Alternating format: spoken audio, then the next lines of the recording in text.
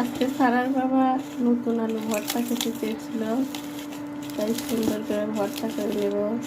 এখানে শুকনো মরিচ নিয়েছি আর এই যে ভাজা পেঁয়াজ। এই ভাজা পেঁয়াজের ভর্তাটা খেয়েছো কখনো?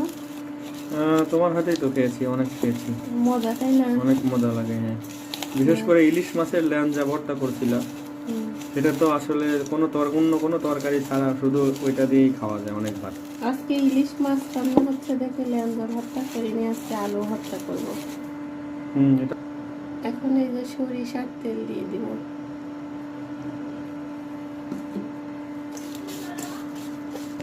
আলুটা মিশাই নেব।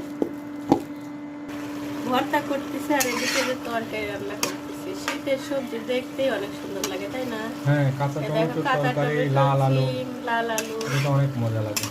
এটা কি রান্না হবে জানো? কি রান্না হবে? এই যে ইলিশ মাছ। ও, ইলিশ মাছ। হ্যাঁ, ইলিশ মাছ রান্না হবে না? হ্যাঁ, তাহলে তো দারুণ মজা হবে আজকে। হ্যাঁ। আরো একটা জিনিস রান্না হয়েছে, এই যে বেগুন ভাজি, তোমার পছন্দের বেগুন ভাজি। পছন্দের বেগুন ভাজি। আর সাথে আছে এই যে নিরামিষ। নিরামিষটা তো মজার হয়েছে মনে হচ্ছে। ঠিক আছে, এই যে ভর্তাটা কমপ্লিট, একটু লবণ দিয়ে দিচ্ছি। এখন এই যে মাছটা তরকারির মধ্যে মিশিয়ে দিব।